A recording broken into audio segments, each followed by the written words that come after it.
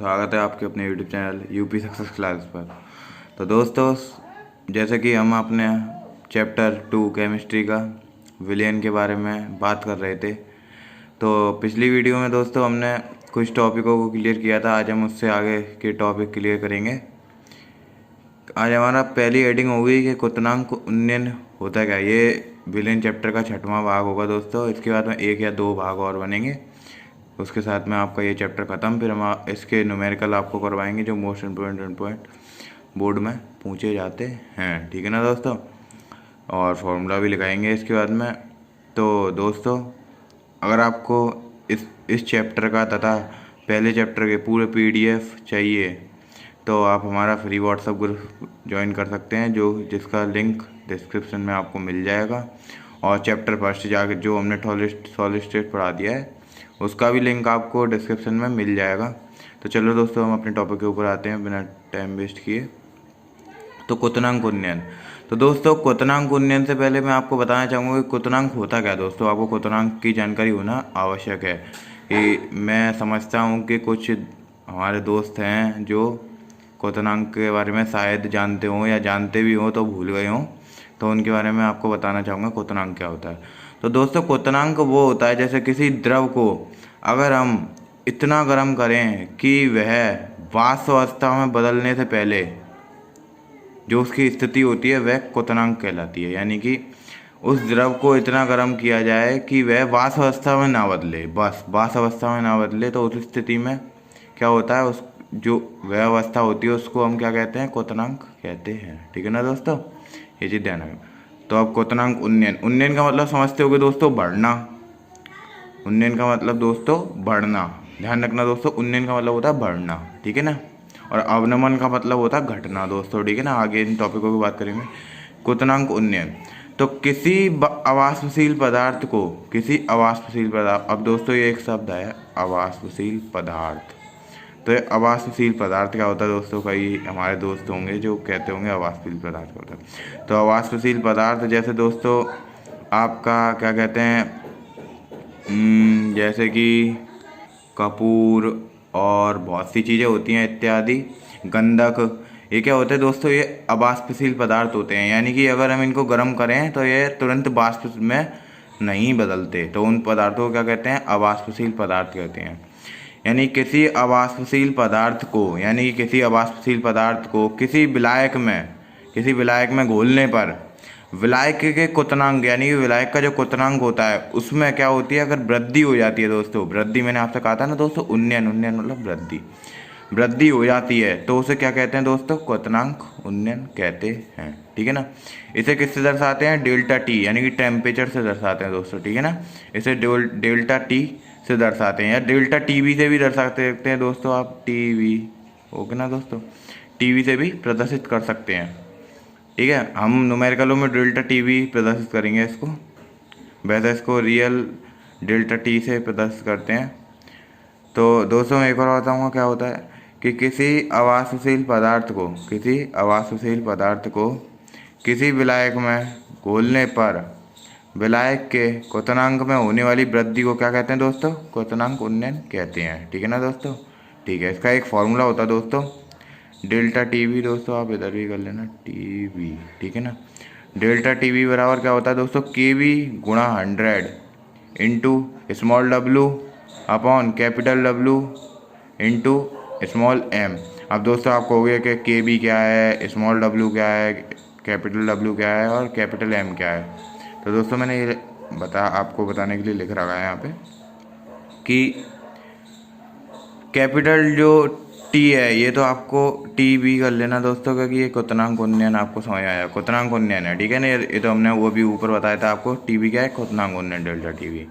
अब केवी क्या होता है, केवी होता है दोस्तों यहाँ पे मोलर अवनमन स्थिरांक, ठीक है ना, मोलर उन्नयन स्थिरांक, सॉरी दोस्तों अवनमन नहीं, मोलर उन्नयन स्थिरांक, ठीक है ना दोस्तों। और स्मॉल w जो होता है जो उसमें विलेय पदार्थ, यानी कि जो चीज़ हमने घोली है उसका भार, यानी कि स्मॉल w क्या होता है, विलेय पदार्थ। यानी कि जैसे मैं आपसे कहूँ कि एक हमारे पास गिलास है, ठीक है ना ये, और उसमें हमने 100 ग्राम जल लेके रखा है दोस्तों, ठीक है ना। उसमें अगर मैं 10 ग्राम नमक घोल दूँ तो नमक क्या करेगा, नमक होगा एक आपका विलेय, और इसकी जो मात्रा क्या है 10 ग्राम, यानी कि विलेय का भार अगर हम इसके अनुसार दिखाएं तो स्मॉल w बराबर हो जाएगा आपका 10 ग्राम। ठीक है ना दोस्तों। और कैपिटल W का होता है दोस्तों विलायक का भार, यानी कि इस जल का भार कितना आता है 100 ग्राम, यानी कि ये आपका हो जाएगा कैपिटल W। ठीक है ना दोस्तों, 100 ग्राम। ठीक है। और जो पदार्थ गोला है उसका अणु भार उसको दर्शाते हैं स्मॉल m से। ठीक है ना दोस्तों, आपको ये ध्यान रखना है। अब दोस्तों मोलर उन्नयन स्थिरांक, यानी कि जो हम इधर बात कर रहे थे मोलर उन्नयन स्थिरांक, इसको क्या होता है, इसकी डेफिनेशन क्या होती है दोस्तों, उसको ही बात कर लेते हैं। तो 100 ग्राम विलायक में किसी विद्युत अनवगट्य को, यानी कि किसी विद्युत अवगट्य, यानी कि विद्युत अनवगट्य वो ऐसे बोले दोस्तों कि ये आपको अगले चैप्टर में पढ़ने के लिए मिलेगा दोस्तों। विद्युत अनवगट्य क्या होते हैं दोस्तों, वो उसके बारे में अगले चैप्टर में बात करेंगे। तो ये होता कुछ बेसिकली होता कुछ नहीं, जैसे एक टैंक होता है उसमें 2 इलेक्ट्रोड डूबे होते हैं, उन इलेक्ट्रोडों के बीच में विद्युत धारा प्रवाहित करते हैं। तो दोस्तों यह विपरीत आवेशों की ओर गति करना प्रारंभ करते हैं, उन अपघट्य को क्या कहते हैं, विद्युत अनवगट्य कहते हैं दोस्तों। और कुछ नहीं, बेसिक जानकारी आपको मैंने दे दी। वो तो हम आगे तीसरा चैप्टर वैद्युत रसायन पढ़ाएंगे तो आपको उसमें समझ में समझा देंगे दोस्तों। ठीक है ना।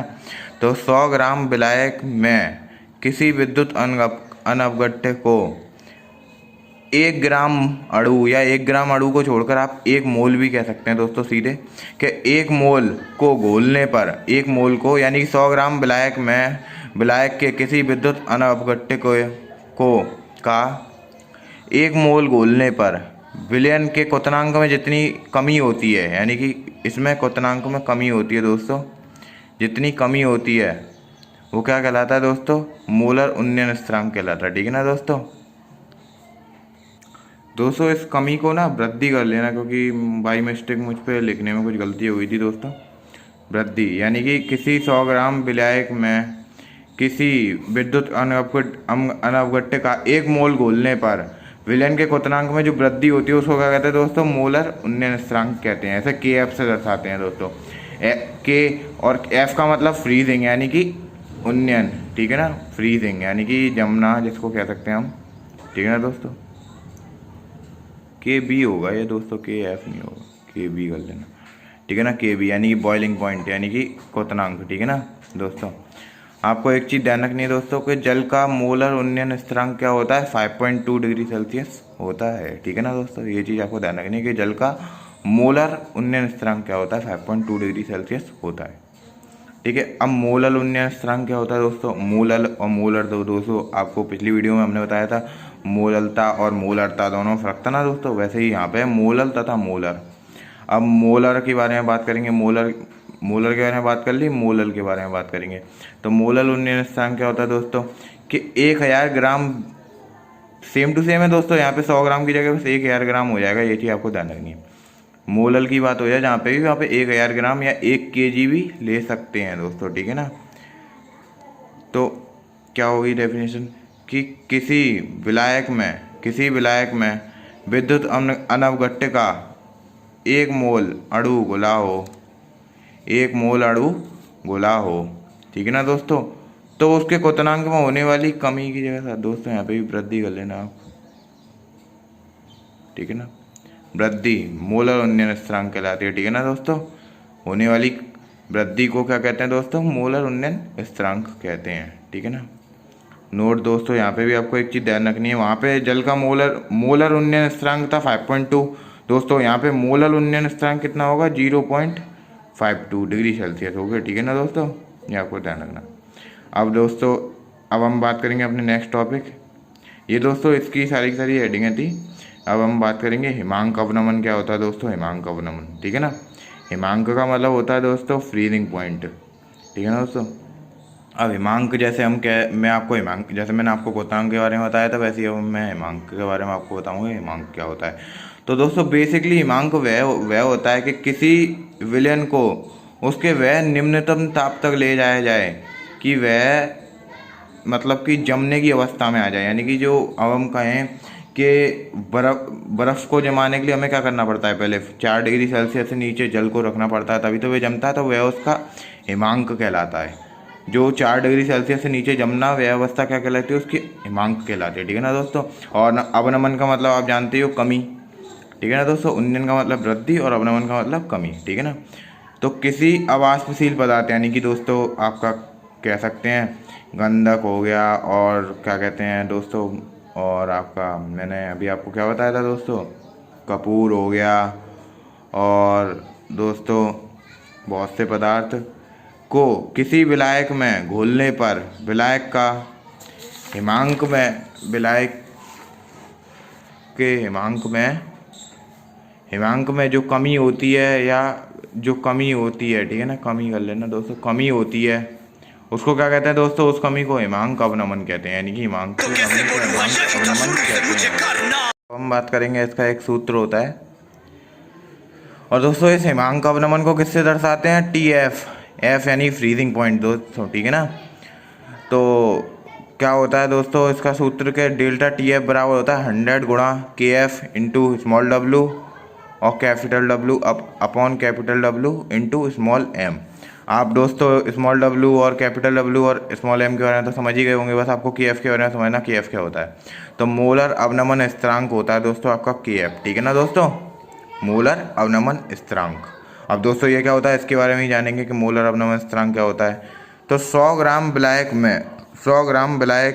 में किसी अनवगट्ट के एक मोल को घोलने पर विलायक के हिमांक में जो कमी होती है, यानी कि किसी 100 ग्राम विलायक में अनवगट्ट के एक मोल को घोलने पर विलयन के हिमांक में जो कमी होती है उसे क्या कहते हैं दोस्तों, मोलर अवनमन स्थिरांक कहते हैं। ऐसे KF से प्रदर्शित करते हैं, ठीक है ना दोस्तों।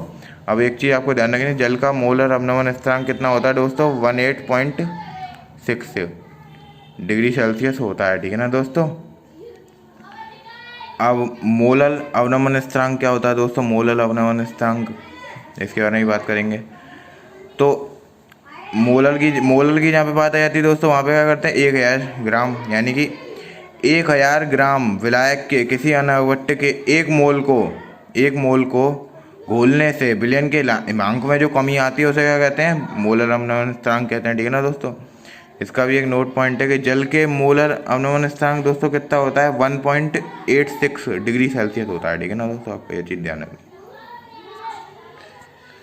अब दोस्तों हम वाष्प दाब का अपेक्षित अवनमन के बारे में बात करेंगे। उससे पहले दोस्तों आपको ये पता होना चाहिए कि वाष्प दाब क्या होता है। तो वाष्प दाब के बारे में बात करेंगे, वाष्प दाब क्या होता है दोस्तों। तो किसी द्रव में उपस्थित अणु प्रत्येक दिशा में गतिशील होते हैं, यानी कि जो अणु होते हैं, जैसे मैं आपसे कहूँ ये एक टैंक है, ठीक है ना दोस्तों, इसमें ये द्रव भरा हुआ है, ठीक है, इसके अणु होंगे दोस्तों, ये इधर उधर गतिशील होंगे, यानी गति कर रहे होंगे, ठीक है ना, गतिशील होते हैं। तथा सतह के जो अणु जो सतह पे यानी कि जो बिल्कुल ऊपर की लेयर पर होते हैं जो अणु, सतह के जो अणु होते हैं उनकी गतिज ऊर्जा क्या होती है गति ऊर्जा दोस्तों अन्य अणुओं की तुलना में अन्य अणुओं की अपेक्षा अधिक होती है, यानी कि जो सतह के अणु होते हैं उनकी गतिज ऊर्जा अन्य अणुओं की तुलना में अधिक होती है, अन्य अणुओं की अपेक्षा क्या होती है तो दोस्तों अधिक होती है, ठीक है ना। तो दोस्तों गतिज ऊर्जा अधिक होती है, यानी कि जो सतह के, आपने कभी किसी गिलास में लेना जल को, ठीक है ना, और दोस्तों उसको मिलाना, तो दोस्तों सतह की जितनी तेज उसका मिलाप जो आपको सतह पे उसकी स्पीड दी गई ना, तो वो बहुत तेज होती है। अगर आप वास्तविकता से उसको अंदर से देखेंगे ना दोस्तों, तो वह बहुत उसकी अपेक्षा में, ऊपर की सतह की अपेक्षा में अंदर की ओर बहुत स्लो होती है, ठीक है ना। तो इसलिए उसकी गतिज ऊर्जा काफ़ी अधिक होती है। अतः अणु द्रव की सतह से, यानी कि जो अणु होते हैं वह द्रव की सतह से वाष्प के रूप में पृथक होने लग जाते हैं, यानी कि जो द्रव के अणु होते हैं वह वाष्प के रूप में पृथक होना प्रारंभ कर देते हैं। और वाष्प के जो अणु होते हैं जो पृथक होते हैं, वह अणु वाष्प के द्रव की जो सतह होती है उसके ऊपर क्या करते हैं दोस्तों, दाब डालते हैं, यानी कि जो वाष्प में जो अणु बदले थे वह द्रव की सतह के ऊपर क्या करते हैं, दाब डालते हैं। और इस दाब को क्या कहते हैं दोस्तों, आपका अपना क्या था, वाष्प दाब कहते हैं, ठीक है ना दोस्तों, आपको ये चीज़ ध्यान रखनी है। इस दाब को क्या कहते हैं, वाष्प दाब कहते हैं। एक और मैं आपको समझाऊंगा दोस्तों कि किसी द्रव में उपस्थित अणु प्रत्येक दिशा में क्या होते हैं, गतिशील होते हैं, ठीक है भाई। सतह के अणुओं की जो गतिज ऊर्जा होती है वह अन्य अणुओं को अपेक्षा अधिक होती है, ठीक है। अतः अन्य जो अणु हैं वह सतह से क्या होते हैं, वाष्प के रूप में पृथक होना प्रारंभ कर देते हैं या शुरू कर देते हैं या हो जाते हैं कुछ भी। वाष्प के यह अणु की सतह पर दाब, यानी कि जो वाष्प के जो अणु होते हैं वह द्रव की सतह पर क्या कहते हैं, दाब डालते हैं, और इस दाब को क्या कहते हैं आपका वाष्प दाब। ठीक है ना। अब हम बात करेंगे कि वाष्प दाब का अवनमन क्या होता है दोस्तों, आपकी अगली हेडिंग कि वाष्प दाब का अवनमन क्या होता है, तो इसके बारे में बात करेंगे दोस्तों। अगर मैं आपको वास्तविकता में बताऊं तो यदि कोई वाष्पशील पदार्थ है, ठीक है ना दोस्तों, वाष्पशील पदार्थ, ठीक है ना, वाष्पशील पदार्थ को किसी विलायक में घोला जाता है, यानी कोई वाष्पशील पदार्थ है उसको विलायक में घोला जाता है, तो जो विलयन का वाष्प दाब होती है उसमें कमी आ जाती है। अवनमन का मतलब दोस्तों आप समझ रहे हैं, कमी। तो किसी अवाष्पशील पदार्थ को किसी विलायक में घोला जाता है तो उसके विलयन में क्या आ जाती है, कमी आए, उसके वाष्प दाब में क्या हो जाती है, उस विलयन के वाष्प दाब में क्या होती है, कमी आ जाती है। इसको क्या कहते हैं दोस्तों हम, और ना वाष्प दाब का अवनमन कहते हैं। ठीक है ना दोस्तों। आपको एक चीज़ और ध्यान रखनी है कि वाष्प दाब का जो अवनमन होता है वह विलय में उपस्थित जो पदार्थ की मात्रा होती है, यानी कि जो विलय में उपस्थित पदार्थ की मात्रा होती है उसके समानुपाती यानी कि प्रोपोर्शनल होता है। तो हम इसको ऐसे भी लिख सकते हैं, वाष्प दाब का अवनमन प्रोपोर्शनल विलय में पदार्थ की मात्रा। ठीक है ना दोस्तों। अब हम बात करेंगे अपनी जो प्रारंभ में हेडिंग थी, मैंने आपको ये छोटी छोटी चीज़ें नहीं बताता दोस्तों तो आपको समझ में नहीं आता, तो इसलिए मैंने थोड़ा सा आपको डीपली समझाया। दोस्तों अगर आपको हमारी वीडियो अच्छी लग रही है तो दोस्तों लाइक शेयर सब्सक्राइब करें, और अगर आपको दोस्तों कोई आपको हमारी गलती लगती है तो हमें कमेंट करके आप सुझाव भी दे सकते हैं। हम आपकी वीडियो को अगली वीडियो में कुछ अच्छा इम्प्रूव करने की कोशिश करेंगे। तो दोस्तों हम अपने टॉपिक के ऊपर आते हैं। वाष्प दाब का अपेक्षित अवनमन क्या होता है दोस्तों, कि किसी विलयन के वाष्प दाब में अवनमन P माइनस पी एस, दोस्तों मैं समझाऊंगा इसको। किसी विलयन के वाष्प दाब में अवनमन P माइनस पी एस तथा विलायक के वाष्प दाब यानी प्रेशर P के अनुपात को क्या कहते हैं, वाष्प दाब का अपेक्षित अवनमन कहते हैं। इसका एक फार्मूला होता है दोस्तों, क्या होता है फार्मूला को कि, तो इसका एक सूत्र होता है दोस्तों, क्या होता है दोस्तों कि वाष्प दाब का अपेक्षित अवनमन बराबर P minus P S upon P। अब मैं आपको समझाऊंगा दोस्तों, आप कह रहे होगे P क्या होता है, PS क्या होता है, ठीक है ना। तो P बराबर होता है दोस्तों प्रेशर यानी कि P, प्रेशर यानी कि वाष्प दाब, ठीक है ना दोस्तों।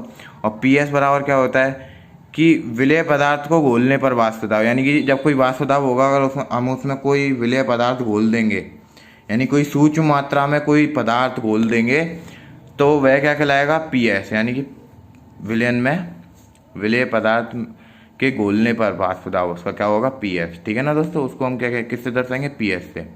तो दोस्तों आज की वीडियो में तो इतना ही। इसके बाद हम अगली वीडियो में राउल्ट का नियम संबंधित बात करेंगे टॉपिक के बारे में, तो आप ये स्क्रीनशॉट लेना चाहें तो ले सकते हैं दोस्तों, अन्यथा मैं आपको क्या कहते हैं, आप ग्रुप में मैं इन फ़ोटो को डाल दूँगा PDF सेंड कर दूँगा आपको ग्रुप में, तो आप वहाँ से भी ले सकते हैं दोस्तों।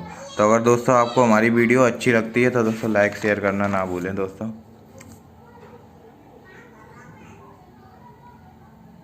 और कमेंट जरूर कर दोस्तों। अगर कुछ गलती है या कुछ कमी है तो उसको हम सुधारने की अगली वीडियो में कोशिश करेंगे आपके लिए, ठीक है ना दोस्तों।